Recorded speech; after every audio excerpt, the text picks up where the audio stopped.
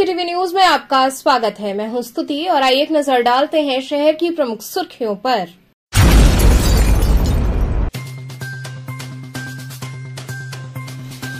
साड़ी कारोबारी के अपहरण मामले में पुलिस संदिग्धों को हिरासत में लेकर कर रही पूछताछ।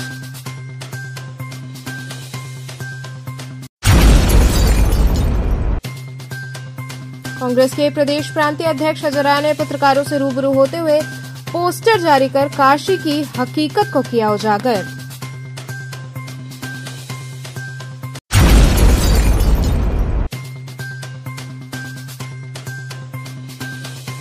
बिहार के शिक्षा मंत्री के बयान के विरोध में अधिवक्ताओं ने उनके पोस्टर पर पोती काले।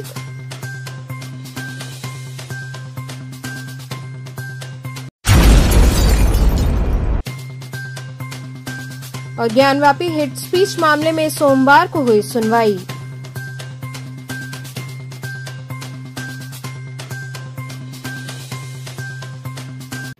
और अब खबरें विस्तार से। साड़ी कारोबारी के अपहरण मामले में पुलिस संदिग्धों को हिरासत में लेकर पूछताछ कर रही है। विगत 2 दिन पूर्व बीएचयू विश्वनाथ मंदिर से लापता हुए साड़ी कारोबारी महमूद आलम के अपहरण मामले में पुलिस ने मुकदमा दर्ज किया है और इस संदर्भ में जांच की जा रही है। इसके तहत पुलिस ने कुछ संदिग्धों को हिरासत में लिया है और उनसे पूछताछ कर रही है। जांच में अब तक महिला से जुड़ा मामला सामने आया है। आपको बता दें कि साड़ी कारोबारी के अपहरण के बाद 8 लाख की फिरौती के लिए कॉल आया था। कारोबारी भेलूपुर थाना अंतर्गत गौरीगंज का रहने वाला है।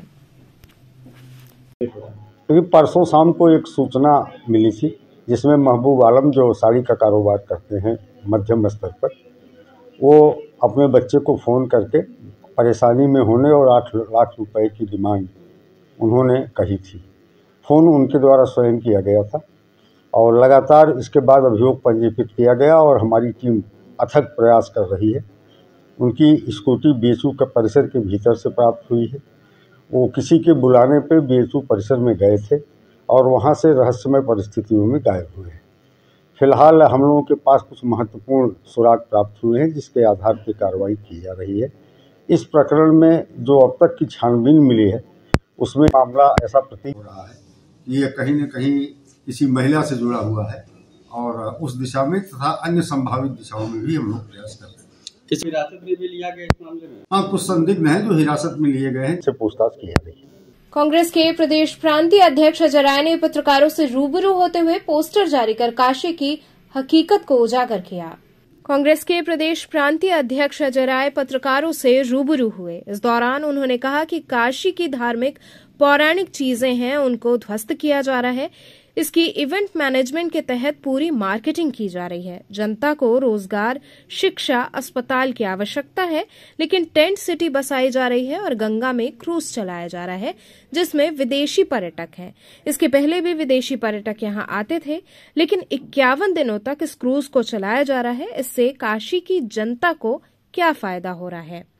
उन्होंने कहा कि यहां की जनता के साथ मात्र छलावा हो रहा है। इस दौरान कांग्रेस की ओर से पोस्टर जारी किया गया है जिसमें काशी की तस्वीर को दिखाया गया है। इस पर प्रदेश प्रांतीय अध्यक्ष अजय राय ने कहा कि पोस्टर के जरिए काशी की हकीकत को उजागर किया गया है जिसे कि पूरे बनारस में लगाया जाएगा। उन्होंने कहा कि टेंट सिटी के चलते शहर में स्थित छोटे बड़े होटल को नुकसान हुआ है क्योंकि लोगों ने वहां से बुकिंग कैंसिल करके टेंट सिटी में बुकिंग करा ली है। काशी के लोगों को जो रोजगार मिल भी रहा था वो भी छीन लिया गया। वहीं घाटों में आ रही दरार पर उन्होंने कहा कि अगर इस पर कार्रवाई नहीं हुई तो दूसरा जोशीमठ काशी के घाट भी होने वाले हैं। 2 पैसे मिलते उस होटल के, वो भी काम खत्म कर दिया भारतीय जनता पार्टी और इनकी सरकार ने। वो टेंट सिटी में ले आकर, ये इसीलिए बनारस को मोदी जी को चुना क्या बनारस की जनता ने? प्रधानमंत्री इसीलिए बनाया कि आज उनके जो अच्छे खासे रोजगार व्यापार चले थे वो भी बंद होने के कगार पे आ गए हैं टेंट सिटी की वजह से। सर, देखा जा रहा है कि घाटों पर जो भी तमाम खबरें भी लगी कि दरकने की बातें सामने आ रही है, इस पर क्या मतलब? आपके सामने है, आप देखिए, ये पोस्टर में है, दरकने की पूरी फोटो है सामने, आप देख सकते हैं कि किस तरीके से घाट दरक रहे हैं। गंगा जी का पानी नीचे, उधर बालू बढ़ गया है, बालू की निकासी नहीं हो रही, रेता की निकासी नहीं हो रही है, अंदर पूरा पानी चला गया, पूरे के पूरे घाट पोले हो गए और घाट बैठ रहे हैं। इस पर तत्काल अगर कार्रवाई नहीं हुई तो दूसरा जोशीमठ काशी के घाट भी होने वाले हैं। सर बात करें ये टेंट सिटी की, काशी में आप बोल रहे हैं कि मलजल वगैरह गिर रहा है, तो इलाहाबाद में भी संगम होता है, वहाँ कोई सिस्टम नहीं लगाया जाता है, उसी तरह लोग तमाम लोग नहा के चले जाते हैं। तो क्या मानते हैं, मतलब ये अभी जो टेंट सिटी लगा है उसके लेकर, क्योंकि पहले भी तो ये सारी चीज़ें होती थी। देखिए ऐसा है कि इलाहाबाद प्रयागराज में जो होता है उसकी व्यवस्था बहुत दिन से चली आ रही है और वहाँ पर लोग आते हैं, स्नान करके चले जाते हैं, ठीक है, और कल्पवास करते हैं। तो कल्पवास करने की वो बड़ी धार्मिक भावनाएं हैं। वो लोग जो भी मलजल है वो अपना कहीं ना कहीं दूर जाते हैं या कहीं होटल में जाते हैं या कहीं किसी घर जाते हैं, घर में भी जाते हैं, फिर आके रुकते वहीं पर हैं। और वहाँ पर उस तरह की व्यवस्था सैकड़ों साल, हजारों साल से चली आ रही है। पहले लोग वहाँ मड़ई में रहते थे, फूस में रहते थे, पेड़ की छांव में रहते थे। ये तो पूरी तरीके से ये काशी में कभी नहीं हुआ, या ये पूरी तरीके से व्यवसायीकरण किया जा रहा है। रोजगार की बात करती है कांग्रेस, ऐसे में भारतीय जनता पार्टी कह रही है टेंट सिटी रोजगार दे रहा है काशी के जनता को। मैं तो बता रहा हूँ भैया कि रोजगार, इससे कौन सा रोजगार है यहाँ पे? काशी की जनता को कौन सा रोजगार है जरा पूछिए। किसको दो पैसा मिल रहा है? ये केवल गुजरात की कंपनियां यहाँ से अपना रोजगार पैसा कमा के ले जा रही है। टेंट सिटी के नाम पे ले जाएं, चाहे वो क्रूज के नाम पे ले जाएं, चाहे वो बनारस में विश्वनाथ कॉरिडोर में जो बनाया इन्होंने वो भी गुजरात की कंपनी, अहमदाबाद की कंपनी, वो भी ले गए, यहाँ से पैसे ले गए। सब गुजरात पैसा यहाँ से जा रहा है, काशी के लोगों को कुछ नहीं मिल रहा है। माई से कमाई पे, हाँ वह माई से कमाई वाली चली भाई, गंगा माई से कमाई हो रही है। किसकी कमाई हो रही है? काशी के लोगों का कमाई नहीं होता हो, सब गुजरात के भाई लोगों का कमाई होता। वो कमाई सब जा रहे हैं, हम दो हमारे दो वाले। यहाँ के जो होटल थे उनकी बुकिंग कैंसिल हो गई, उनकी बुकिंग कम हो गई। जो कैंटोनमेंट के होटल्स थे, जो उधर कैंट की तरफ के होटल हैं, शहर के अंदर के होटल, उनकी कमाई घट गई, कम हो गई, उनकी बुकिंग कैंसिल हो गई। वो कैंसिल करा के ये गुजरात की जो कंपनी है टेंट सिटी, इसमें आकर लोग रह रहे हैं। यही बनारस को मिला है। बिहार के शिक्षा मंत्री के बयान के विरोध में अधिवक्ताओं ने उनके पोस्टर पर कालिख पोतकर उनकी गिरफ्तारी की मांग की। बिहार के शिक्षा मंत्री चंद्रशेखर द्वारा रामचरितमानस पर अभद्र टिप्पणी करने के बाद पूरे देश में उनका विरोध चल रहा है। वहीं वाराणसी के अधिवक्ताओं द्वारा चंद्रशेखर के पोस्टर पर कालिख पोतकर गिरफ्तारी की मांग की गई। सर, आज अधिवक्ता समाज किसका प्रोटेस्ट कर रहा है? देखिए, ये जो मैटर है ये बिहार के शिक्षा मंत्री हैं, उनके द्वारा जो है रामचरितमानस पर जो है ये गलत टीका टिप्पणी करने के मामले को लेके ही आज इनके यहाँ पे जो है उनके चित्रों पे जो है वो जो है काली कोलिक पोती गई है। और ये हमारे समाज में ये गलत धारणा जो है ये करने के उद्देश्य से ये किया जा रहा है, जबकि ऐसा कुछ नहीं है। एक मेंबर ऑफ जो है लेजिस्लेटिव असेंबली का जो सदस्य है, अगर इस तरह की बात करता है तो ये गलत है, ये गैर कानूनी है और उनको इस तरह से शोभा नहीं देता है कि किसी भी जो है धार्मिक ग्रंथ के ऊपर इस तरह की टीका टिप्पणी करें। ज्ञानवापी हेट स्पीच मामले में सोमवार को सुनवाई हुई। ज्ञानवापी परिसर में मिले कथित शिवलिंग के वजूस्थल के पास गंदगी करने और शिवलिंग को लेकर अज़ुद्दीन ओवैसी और सपा प्रमुख अखिलेश यादव द्वारा बयानबाजी कर हिंदुओं की धार्मिक भावनाओं को ठेस पहुंचाने के मामले में आज सुनवाई हुई, जिसमें कोर्ट ने सुनवाई की अगली तारीख 19 जनवरी नियत की है। आज हेड स्पीचिंग के मामले में अखिलेश ओवैसी और इंतजामिया कमेटी और इन लोग सब के बारे में सुनवाई हुई। जो एप्लीकेशन पड़ी थी वो मेंटेनेबिलिटी में पहले ही ऑर्डर हो चुका था, फिर भी आज इंतजामिया कमेटी के द्वारा मुकदमे को लंगर करने के लिए एक अवैधानिक अवैधिक पोषणीय प्रार्थना पत्र दाखिल किया गया कि ये मुकदमा दर्ज होने योग्य नहीं है, इसको मुकदमा दर्ज न किया जाए। कोर्ट ने उस पर हमसे आपत्ति मांगी।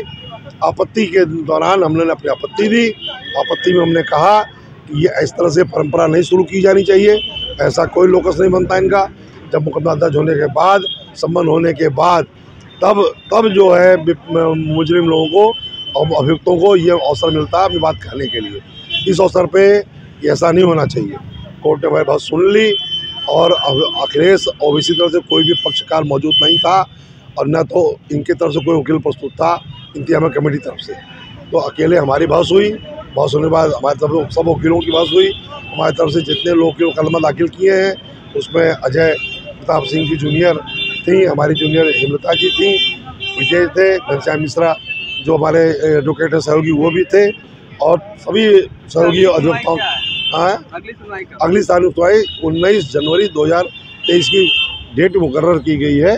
इस एप्लीकेशन को जो 22/12/2022 के एप्लीकेशन पर निस्तारण करने के लिए यह डेट मुकर्रर की गई। इस पर किसी प्रकार का आपत्ति वगैरह भी आया है? आपत्ति हमने दे दिया ना, आज उस एप्लीकेशन के खिलाफ हमने आपत्ति दे दिया। जो 22 को जो इंतजामिया कमेटी ने एप्लीकेशन जारी किया था वो हम लोग को बिना पढ़ाए, बिना हम लोग को दिए, कोई प्रति इशू हम लोग नहीं दिए, चुपचाप एप्लीकेशन लगा दिए थे कोर्ट के पत्रावली में, जो मेंटेबल नहीं है। अगर उनको आपत्ति करना चाहिए तो हमको पहले उसकी कापी देना चाहिए, हमसे करना चाहिए, आज के दिन उनका वकील उपस्थित होना चाहिए। तो ये चोरी से दाखिल की हुई एप्लीकेशन मेंटेबल नहीं है। कोर्ट ने उसे पुकार लगाई 2 बार, इंतजामिया कमेटी का कोई आदमी मौजूद नहीं था, इसलिए वो मुकदमा आगे बढ़ गया, वो कर्तव्य निरस्त होने का हो गया और वो जो है इसमें जाएगा। अगली सुनवाई पे क्या करोगे?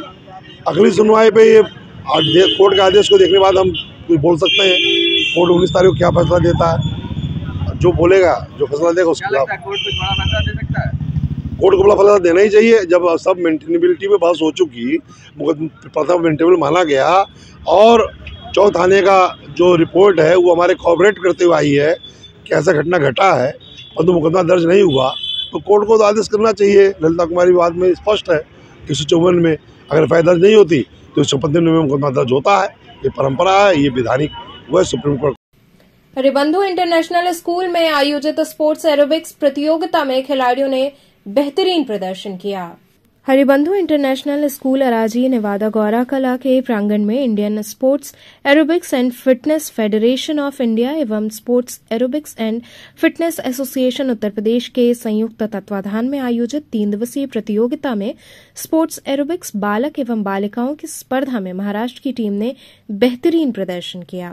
ये प्रतियोगिता 4 आयु वर्गों में खेली गई। इस प्रतियोगिता के मुख्य अतिथि आनंदेश्वर पांडे, सचिव उत्तर प्रदेश ओलंपिक संघ एवं विशिष्ट अतिथि के रूप में अशोक चौरसिया, भाजपा सचिव काशी क्षेत्र व डॉक्टर सचिन मिश्रा, शम्स तबरेज, किशन पांडे सहित गणमान्य व्यक्ति उपस्थित रहे। अतिथियों का स्वागत विद्यालय की प्रधानाचार्य जया सिंह ने किया। समारोह की अध्यक्षता हरिबंधु शिक्षण समूह के चेयरमैन डॉक्टर SN यादव एवं हरिबंधु इंटरनेशनल स्कूल की चेयरमैन शशिबाला यादव ने संयुक्त रूप से किया। ये प्रतियोगिता आयोजन सचिव रोहित रावत व आशीष शर्मा के संयुक्त प्रयास से काशी में संपन्न हुई। ये प्रतियोगिता ISAFF इंडिया के तकनीकी निर्णय के आधार पर किया गया, जिसमें मुख्य निर्णायक की भूमिका में संतोष खैरनार रहे, जिसमें आज प्रतिभागियों ने अत्यधिक पदक पाकर अपने अपने वर्ग सब जूनियर में महाराष्ट्र प्रथम, गोवा द्वितीय, तेलंगाना तृतीय स्थान पर रहा।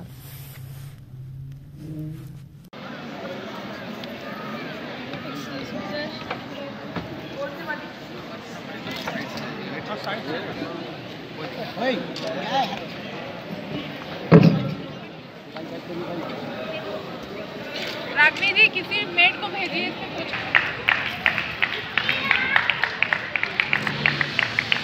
बार हम लोगों को प्रोत्साहित किया है। मैं खुद स्वयं आ रहा हूं उनको लिए। विद्यालय के प्रबंधक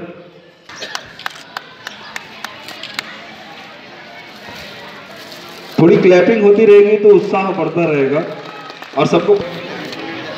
फर्स्ट ऑफ ऑल आप सभी लोगों को मकर संक्रांति के अवसर पर पूरे हरिबंधु परिवार की तरफ से आप सभी लोगों को शुभकामनाएं। I am delighted to be here today at the closing ceremony of 17th Aerobic National Championship is being organized in Haribandhu International School, Gaura Kala, Varanasi. I am thankful Mr. Anandeshwar Pandey, General Secretary of Uttar Pradesh Olympic Association, and Mr. Ashok Chaurasia and all the people.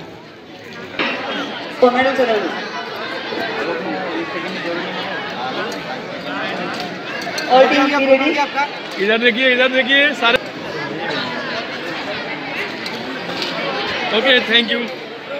I am delighted to be here today at the closing ceremony of 17th National Aerobic Championship, which is being organized in the Haribandhu International School, Gaurakala, Varanasi. There is a famous quote, a healthy mind dwells in healthy body.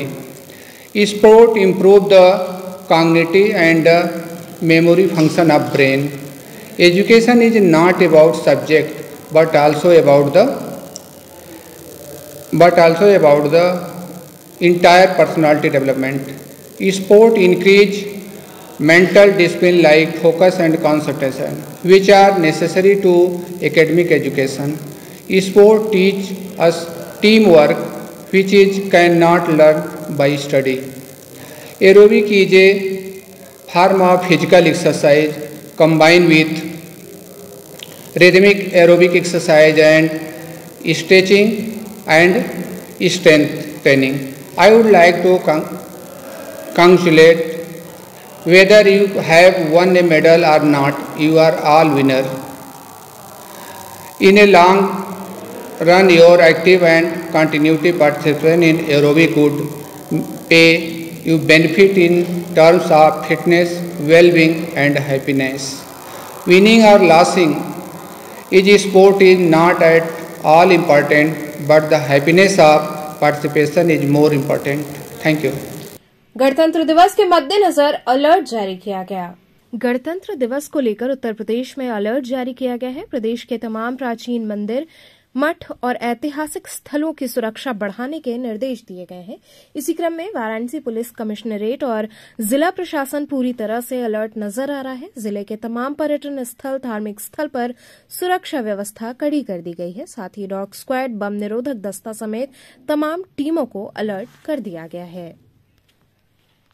देखिए, 26 जनवरी के परिप्रेक्ष्य में वाराणसी एक संवेदनशील महानगर है और यहाँ देश दुनिया के तमाम पर्यटक भारी संख्या में आते हैं और काशी विश्वनाथ कॉरिडोर की स्थापना के बाद से आने वाले पर्यटकों की संख्या में बेतहाशा वृद्धि हुई है। तो इस दृष्टिकोण से 26 जनवरी के परिप्रेक्ष्य में लगातार महत्वपूर्ण आबादी वाले क्षेत्रों में या ऐसे स्थान जहाँ पर पर्यटकों की संख्या बहुत अधिक है, अनवरत निगरानी आदि कराई जा रही है। बम डिस्पोजल स्क्वाड की मदद से, स्नाइपर डाग की मदद से जो महत्वपूर्ण हमारे स्थल हैं जैसे railway station, bus station, Ganga के घाट और मंदिर परिसर के आसपास, वहाँ पे नियमित निगरानी कराई जा रही है। पुलिस को अलर्ट पे रखा है। कबीरचौरा मंडलीय अस्पताल में बच्चों के नियमित टीकाकरण का क्रम जारी है। अब सभी सरकारी केंद्रों के साथ जिला अस्पताल में भी प्रतिदिन टीकाकरण हो रहा है, जहां बच्चों के टीके लगाए जा रहे हैं। शाहिदा सिस्टर, इंद्रकला, मंजू देवी, इन लोगों को लगातार टीकाकरण का आदेश दिया गया है। समय सुबह 8 बजे से दोपहर 2 बजे तक दिया गया है। पूरा कार्य 4 बजे तक चलता है। ये जानकारी सिस्टर शाहिदा ने दिया। बच्चों के परिजनों से भी अपील किया गया कि सभी टीका नियमित लगवाएं ताकि आगे किसी भी प्रकार की परेशानी न हो। तो जिस तरह से आदेश सीएमओ साहब का आया है टीकाकरण के लिए, तो क्या व्यवस्था चल रही है यहाँ पे? तो व्यवस्था तो रूटीन में जैसे थी, सब पर डे जैसे टीका लगता था हमेशा वैसे ही लग रहा है। बस एक दिन का जो हम लोगों का ऑफ था वो भी टीकाकरण में आ गया। ऑफ था ही नहीं, वो तो वार्ड का टीका बच्चों का, छोटे बच्चों को जो बच्चे न्यू पैदा होते थे वार्ड में टीकाकरण होता था। बट अब यहाँ भी होगा तो अब यहाँ का भी टीकाकरण होगा रूटीन में सारे बच्चों का। हफ्ते में लगातार मतलब लगातार वर्क होता है। कितने बजे से कितने बजे तक? सुबह जो है तो 8 से 2 है, 8 से 2 के 8 से 3, 4 भी बच जाता है हम लोगों को। मतलब ये लगातार अभियान चलता है? लगातार अभियान चलता रहता है रूटीन में, रोज का रोज पर डे।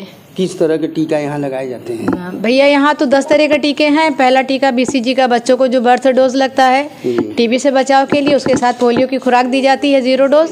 उसके साथ हेपेटाइटिस बी दिया जाता है जो बच्चों को ब्लड से हेपेटाइटिस बी लीवर जॉन्डिस से बचाव का कार्य करता है।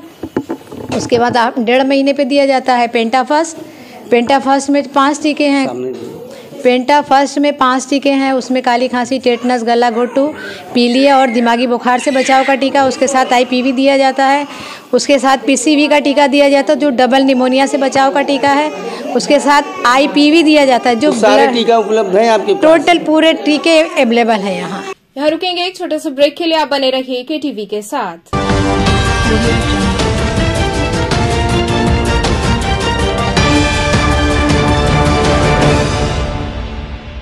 Vidyalay, Senior Secondary School run by Bal Vishwavidyalay, affiliated to CBSE New Delhi and NIOS HRD Ministry New Delhi. Play Group 2, Class 12 with Science and Commerce streams. Well focused, smart classes, well equipped computer labs, modern library, physical education, Hindi, Sanskrit, Urdu एवं संगीत की कक्षाएं, well trained faculty members, indoor and outdoor sports activities, regular cultural activities, modern physics lab, chemistry lab, biology lab, modern hostel facility for boys and girls, safe and be sure transportation। विगत 46 वर्षों से उत्तरोत्तर विकास की ओर अग्रसर बाल विद्यालय senior secondary school Prahlad घाट एवं डोंगरी रामनगर वाराणसी। खबरों से जुड़े रहने के लिए हमारे चैनल KTV वाराणसी को सब्सक्राइब करें और लेटेस्ट अपडेट्स के लिए बेल आइकन को प्रेस करें।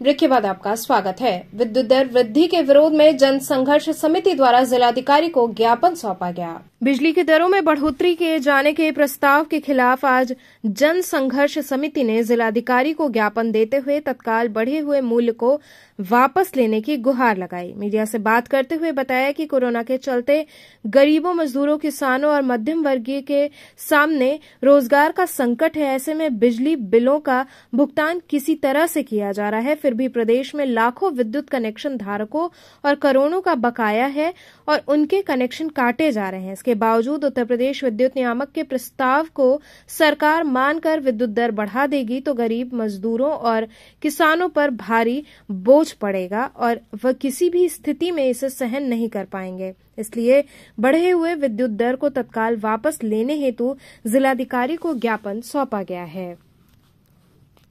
जी, किस लिए आए हैं आप? हम जो है पहले तो ये जान लिए कि उत्तर प्रदेश किसान सभा के वाराणसी के जिला अध्यक्ष हैं। किसानों पर देहात में रहते हैं, बिजली बिल जो है ग्रामीण क्षेत्र में बहुत ज़्यादा बढ़ा दी गई है। उसी के विरोध में हम लोग पत्रक देने DM को आए हैं, पत्रक दे दिए हैं। ADM प्रोटोकॉल ने पत्रक ले लिया है। यही मेरी मांग है। क्या मांगे? क्या थी आप? मांग है कि बिजली के बिल जो है न बढ़ाए जाए, बढ़ी हुई दर वापस ली जाए, यही मांग है। हाँ, बिजली का अब तो निजीकरण तो कर ही रहे हैं, उनका तो मॉडल है। इसी की मांग को लेकर आज पत्रक दिए? हाँ, पत्रक दिए हैं। मैथिल समाज द्वारा मिथिला कैलेंडर लोकार्पण सह सम्मान समारोह का आयोजन हुआ। मैथिल समाज उत्तर प्रदेश द्वारा मकर संक्रांति के अवसर पर नागरिक प्रचारणी सभा काशी मैदागन में मिथिला कैलेंडर लोकार्पण सह सम्मान का कार्यक्रम संपन्न हुआ।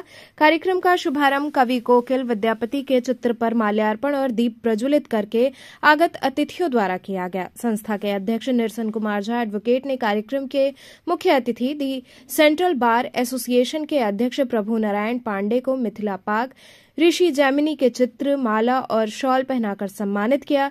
सम्मान के क्रम में दी सेंट्रल बार एसोसिएशन के नवनिर्वाचित अध्यक्ष प्रभुनाथ पांडे, महामंत्री शशिकांत दुबे और दी बनारस बार एसोसिएशन के अध्यक्ष राम प्रवेश सिंह व महामंत्री प्रदीप राय को पाग, ऋषि जैमिनी का चित्र, माला और शॉल से सम्मानित किया गया। मुख्य अतिथि पद से बोलते हुए प्रभु नारायण पांडे ने कहा कि मिथिला कैलेंडर सह पंचांग में मिथिला परंपरा अनुसार घर घर उपयोगी गौसाउनिक गीत, दुर्वाक्षित मंत्र, यज्ञोपवीत धारण, गायत्री मंत्र का समावेश बहुत ही प्रशंसनीय है।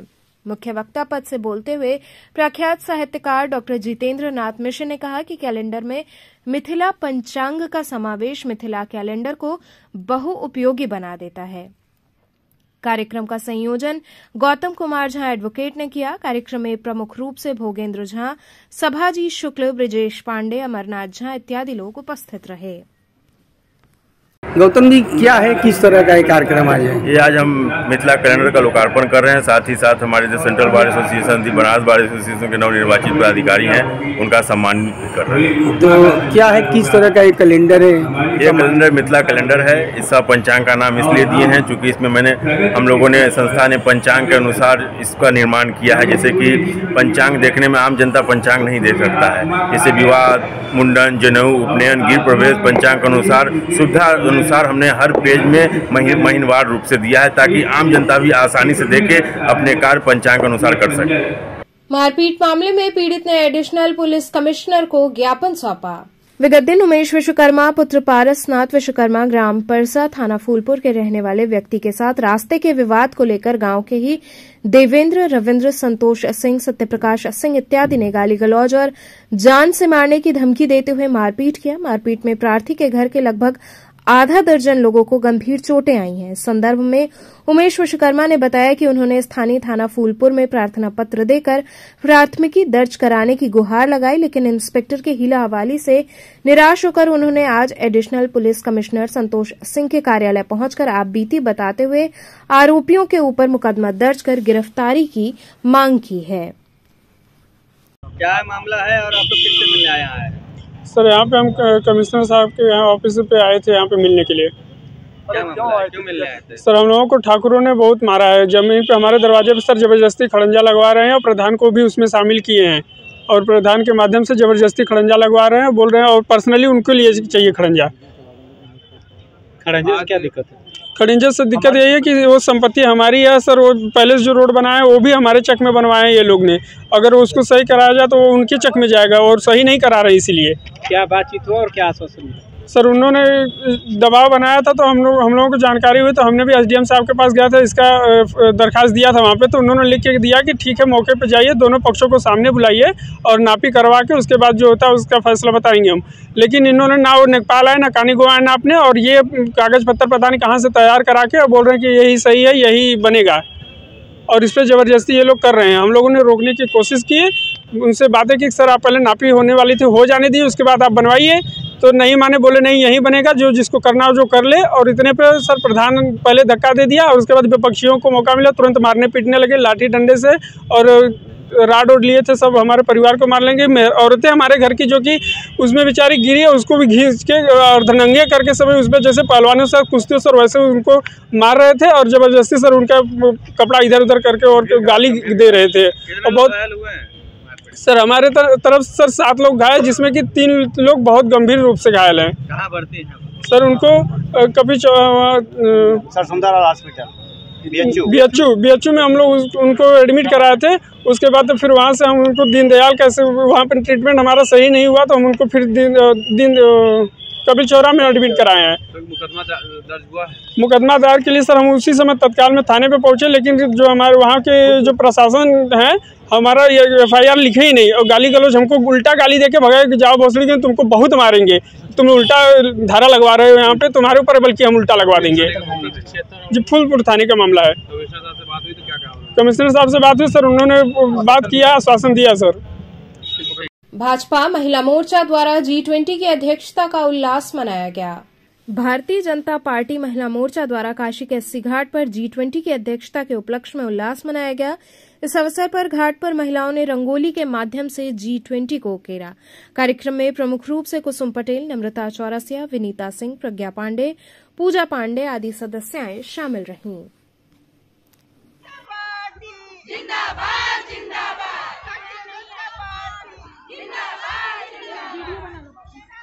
हाँ आइए, बाइट कौन देगा? आइए। आज काशी नगरी जो आध्यात्म एवं धार्मिक नगरी है, बाबा विश्वनाथ की नगरी है, इस नगरी में पूरे उत्तर प्रदेश और पूरे भारत देश में महिला मोर्चा द्वारा G20 का कार्यक्रम चल रहा है और इसी कार्यक्रम को महिला मोर्चा को एक अभियान मिला है। देश का नेतृत्व कर रहे हैं माननीय नरेंद्र मोदी जी, देश के प्रधानमंत्री, जो G20 की अध्यक्षता करने वाले हैं और इतना सुंदर हमारे देश के लिए, हमारे भारत देश के लिए गर्व की बात है। इस कार्यक्रम को वाराणसी महानगर और वाराणसी जिले की टीम मिलकर, जो कि माँ गंगा की हमेशा माननीय प्रधानमंत्री जी बात करते हैं। अभी कुछ ही दिनों पहले यहाँ क्रूज़ आया था और कितने सैलानी अतिथि हमारे काशी आए थे। तो 19 देशों की अध्यक्षता हमारा भारत देश करेगा। उसी उपलक्ष्य में हम महिला मोर्चा की सभी बहनें, वाराणसी महानगर की अध्यक्ष कुसुम पटेल जी, वाराणसी जिले की अध्यक्षा विनीता सिंह जी एवं पूरी टीम जिला और महानगर और क्षेत्र की जो बहनें काशी रहती, सभी बहनों के साथ आज हम सभी देख रहे होंगे आप तिरंगा झंडा और G20 का बहुत सुंदर ही रंगोली बहनों ने बनाया है। इसको दर्शाते हुए हम G20 के होने वाले इतने अच्छे कार्यक्रम का स्वागत, अभिनंदन करने के लिए एकत्रित हुए। टेंट सिटी को कांग्रेस कह रही है कि कोई फायदा नहीं है, कोई रोजगार नहीं है, लेकिन प्रधानमंत्री जी तो कहते हैं कि रोजगार के लिए बना है। ऐसे ये बताइए, तंज कसने का काम हो रहा है, क्या कहेंगे आप? ये बताइए, कांग्रेस के पास तो ऐसे शब्द ही मिलते हैं जो हमेशा ऐसी बातें करते हैं। जब बात आती है विकास की, जब बात आती है देश में कुछ होने की या काशी में कुछ अद्भुत अलौकिक होना होता है, तो हमेशा कांग्रेस सरकार हमेशा इस तरीके की बातें करती है। आप सोचिए, टेंट सिटी बनने से काशी के गंगा नदी के इस पार तो देखिए होटल्स वगैरह सब चल रहे हैं, इतने सैलानी यहाँ पे काशी में आ रहे हैं, देशी विदेशी दोनों पर्यटक काशी आ रहे हैं। लेकिन अब आप देखिए गंगा के उस पार भी एक अलौकिक दृश्य तैयार हो रहा है टेंट सिटी के माध्यम से। विदेशी सैलानी ही नहीं, अपने भारत देश के विभिन्न प्रांतों से, राज्यों से भी लोग घूमने आ रहे हैं और टेंट सिटी देख रहे हैं। जी, आज जो मोदी जी का जो G20 को लेकर के यहाँ पर और स्वागत किया जा रहा है, और इसके साथ ही साथ ये एक बहुत अच्छी है समाज के विकास के लिए, देश के विकास के लिए, कि अगर इसको आगे बढ़ाया जाएगा तो इससे हमारे उद्योग में तेज़ी से विकास होगा, हमारा रोज़गार और भी तेज़ी से चलेगा। और जैसा कि आप सभी को पता है कि 19, 20 और 21, लास्ट 19 से कोरोना काल जब से आया तब से आर्थिक स्थितियाँ बहुत डगमगाई हैं। लेकिन हमारे माननीय प्रधानमंत्री जी मोदी जी का जो निर्णय है वो समाज हित के लिए, हमारे देश के विकास के लिए बहुत ही सराहनीय है, और हम लोग बहुत सम्मान भी करते हैं। हमारी पूरी बनारस की जनता उनके लिए उनका बहुत सम्मान करती है, उनका संसदीय स्थान भी है, जिस वजह से आज यहाँ पे हम लोगों ने रंगोली बनाया और G20 का स्वागत किया। इसके साथ ही साथ हम लोग ये भी चाहते हैं कि हमारा जो ये बनारस है और भी आगे विकास की चरम पे बढ़ता जाए, और देखते देखते ये कुछ दिनों में हमारे प्रधानमंत्री जी की वजह से हमारा बनारस वाकई में सारे विश्व में तो फेमस है और भी ज़्यादा हो जाएगा। और ये सारा योगदान हमारे माननीय प्रधानमंत्री जी का है, इसलिए हम पूरी टीम के साथ उनको बहुत बहुत धन्यवाद देना चाहते हैं कि वो हम लोगों पे, महिलाओं पे इतना ध्यान दे करके और हमारे विकास में हमारा पूरा सहयोग और योगदान कर रहे हैं। धन्यवाद। गायत्री परिवार द्वारा उपजोन स्तरीय संगोष्ठी का आयोजन किया गया। वाराणसी उपजोन के अंतर्गत आने वाले जिला के कार्यकर्ताओं एवं साधकों की उपजोन स्तरीय संगोष्ठी का आयोजन गायत्री शक्तिपीठ शिवपुरी कॉलोनी नगवा लंका के प्रांगण में हुआ। कार्यक्रम का शुभारंभ गायत्री महामंत्र के सस्वर उच्चारण एवं दीप प्रज्वलन से शुरू हुआ। कार्यक्रम को संबोधित करते हुए उपजोन समन्वयक रामजीत पांडे ने कार्यक्रम के रूपरेखा एवं साधना पर प्रकाश डाला। उन्होंने कहा कि गायत्री साधना साधक की दशा एवं दिशा बदलते हुए सही जीवन जीने का मार्गदर्शन करता है। वाराणसी, जौनपुर, भदोही, चंदौली, गाजीपुर, मिर्जापुर एवं सोनभद्र से आए कार्यकर्ताओं से कहा कि सभी अपने जीवन में साधना को बढ़ाएं। कार्यक्रम का संयोजन गायत्री परिवार वाराणसी ने किया। कार्यक्रम में प्रमुख रूप से पंडित गंगाधर उपाध्याय, डॉक्टर रोहित गुप्ता, विनोद उपाध्याय, संतोष कुमार सहित बड़ी संख्या में गायत्री साधक उपस्थित रहे।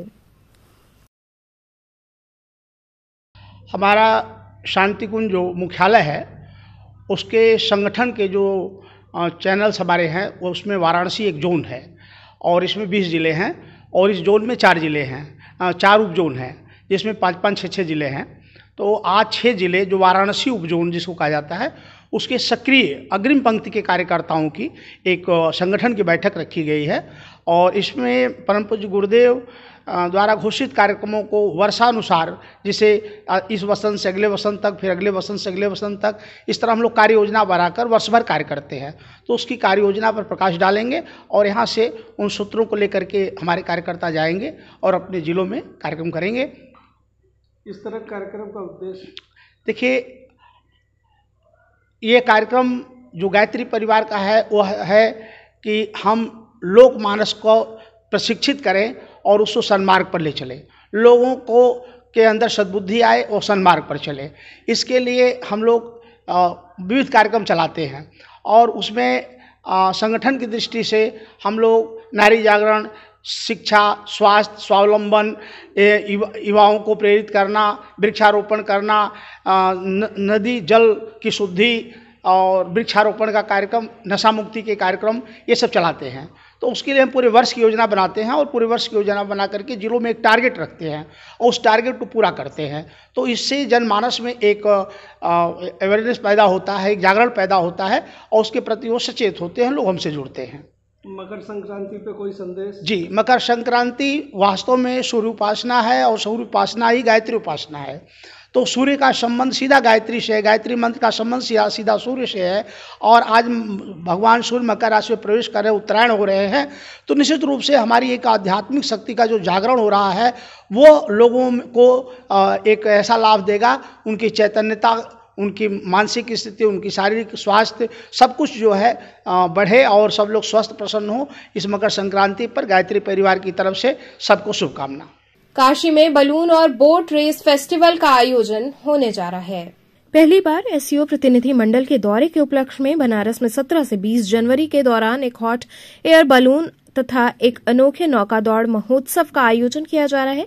6 देशों के सबसे बेहतरीन गुब्बाराकारों के साथ 10 गुब्बारों की एक श्रृंखला घाटों के ऊपर से उड़ान भरेगी, जहां मेहमान कभी भी न खत्म होने वाले रोमांचकारी अनुष्ठानों, काशी की स्थल सीमा तथा श्रद्धालुओं को पवित्र गंगा नदी में डुबकी लगाते हुए देख सकते हैं। इसके बाद एक नौका दौड़ उत्सव का भी आयोजन किया जाएगा, जिसका उद्देश्य वाराणसी की सांस्कृतिक पहचान यानी इसकी प्रसिद्ध नौका या नावों को दुनिया के सामने लाना है। इस समारोह में हर शाम राजघाट पर विविध आयोजन होंगे। इतना ही नहीं, इस कार्यक्रम में शहर के जाने माने फोटोग्राफर्स की फोटोग्राफी प्रदर्शनी भी लगाई जाएगी। मैम, काशी में बैलून एंड बोट फेस्टिवल होने जा रहा है, क्या कुछ होगा इसमें, कृपया बताएं। देखिए, ये एक बहुत ही अनोखा आयोजन है। हॉट एयर बलून्स वैसे भी बहुत एक्साइटिंग का विषय होते हैं और आसमान में रंग बिरंगे बलून्स को उड़ते देखना, उनमें फ्लाई करना, ये अपने आप में एक बहुत ही अनोखा अनुभव है। और इसके साथ ही ये जो बोट रेस इवेंट हो रहा है, ये भी एक बहुत ही नए तरह का इवेंट है, जिसमें 12 टीम्स होंगी, जिनमें हमने स्थानीय नाविकों की टीम्स बनाई हैं, उन्हें अलग अलग नाम दिए हैं और वो 4 दिन तक प्रतिदिन रेसेस होंगी और उसमें पॉइंट्स दिए जाएंगे, जो फर्स्ट सेकंड थर्ड जैसे भी नंबर्स पे पहुंचते हैं, और ये सारे पॉइंट्स क्यूमुलेट होकर के आखिरी दिन जोड़े जाएंगे और जो सबसे ज्यादा पॉइंट्स जिन टीमों को मिलेगा उस हिसाब से फर्स्ट सेकंड थर्ड का चयन होगा। और एक अच्छा प्राइज मनी भी रखा गया है, 1 लाख रुपए का पुरस्कार है, एक बहुत सुंदर बड़ी सी ट्रॉफी है फॉर द विनर टीम। इसके अलावा जो सेकंड स्थान पर होगी उसको 50,000, थर्ड पोजीशन पाने वाले को 25,000, प्लस बाकी जो पार्टिसिपेंट्स हैं उन सबको भी छोटे छोटे ट्रॉफीज, सर्टिफिकेट्स और कुछ ना कुछ पार्टिसिपेशन अमाउंट भी दिया जाएगा। मैम, अभी तक इस तरह के boat festival like Goa, Mumbai and south में होते थे, काशी में ये अपने तरीके का पहला अनुभव होगा। आप लोग कितना एक्साइटेड हैं और कितने तैयार हैं इसको? बहुत एक्साइटेड हैं, तैयारियां भी की गई हैं। यहाँ का जो नाविक वर्ग है वो बहुत ज्यादा उत्साहित है। देखिए, गंगा जी का पानी बहुत सुंदर है और जो हमारे पास वाटर स्ट्रेच है ये बहुत अच्छा है। प्रयागराज से लेकर के जो ये गंगा जी आगे बढ़ रही हैं उत्तर प्रदेश में जितना भी, ये बहुत अच्छा वाटर स्ट्रेच है। इसमें वाटर एडवेंचर्स की बहुत पॉसिबिलिटीज हैं, पर अभी तक कुछ ऑर्गेनाइज तरीके से नहीं हुआ है। दक्षिण में आप सही कह रहे हैं, केरल में बोट रेसेस का बहुत लंबा वहाँ पर उसका गोवा में भी होता है। तो हमने इसलिए सोचा कि वाराणसी में इतनी अच्छी वाटर स्ट्रेच हमारे पास है, तो लेट्स डू समथिंग। इसी सोच के संग हमने पहला ये अभिनव प्रयोग किया है और उसके बाद हमारा आगे इरादा है नेक्स्ट ईयर कि हम और राज्यों से टीम्स को लाएंगे और तब यूपी की टीम के संग उनका मुकाबला होगा, तो ये एडवेंचर बढ़ता ही जाएगा। तो मैम, अभी जो ये 12 टीमें हैं, ये यूपी केवल उत्तर प्रदेश राज्य की 12 टीमें रहेंगी? जी, ये उत्तर प्रदेश के अंदर से ही हैं। इसमें जो निर्णायक मंडल है और कुछ हमने लोग बाहर से बुलाए हैं, केरल वगैरह से, क्योंकि उन्हें अनुभव है तो वो इन्हें प्रशिक्षण दे रहे हैं, वो इन्हें सिखा रहे हैं। तो धीरे धीरे एक तरह से ये देखिए एक्सपेरिमेंटेशन राउंड है। ये पहला राउंड सक्सेसफुल होगा तो आगे ये इवेंट और ग्रो करेगा और हम इसे एक एनुअल इवेंट की तरह करने का प्रयास करेंगे। पूर्वांचल महिला व्यापार मंडल द्वारा खिचड़ी प्रसाद का वितरण किया गया। पूर्वांचल महिला व्यापार मंडल की ओर से अध्यक्ष सविता सिंह के नेतृत्व में मकर संक्रांति के अवसर पर मुंडवडी स्टेशन के निकट स्थित हनुमान मंदिर में खिचड़ी वितरण का आयोजन किया गया, जिसमें सभी महिलाओं ने अपना सहयोग दिया। इस दौरान बड़ी संख्या में लोगों ने खिचड़ी का प्रसाद ग्रहण किया। इस मौके पर अध्यक्ष सविता सिंह, रजनी देसाई, राखी चौरसिया, रूबी खान इत्यादि सदस्याएं मौजूद रहीं।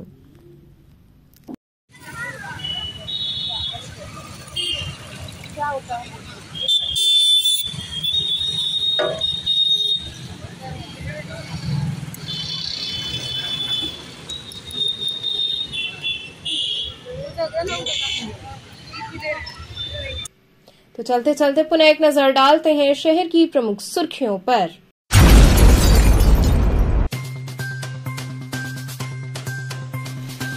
साड़ी कारोबारी के अपहरण मामले में पुलिस संदिग्धों को हिरासत में लेकर कर रही पूछताछ।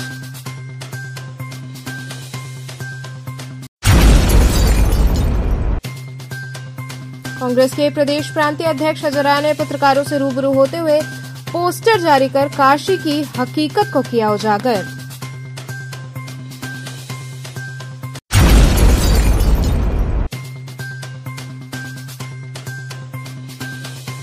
बिहार के शिक्षा मंत्री के बयान के विरोध में अधिवक्ताओं ने उनके पोस्टर पर पोती काले।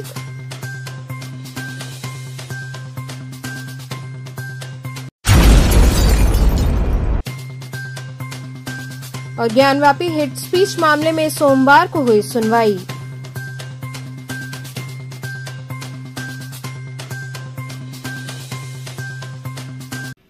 तो ये थे आज के समाचार। कल फिर होगी मुलाकात, तब तक के लिए नमस्कार।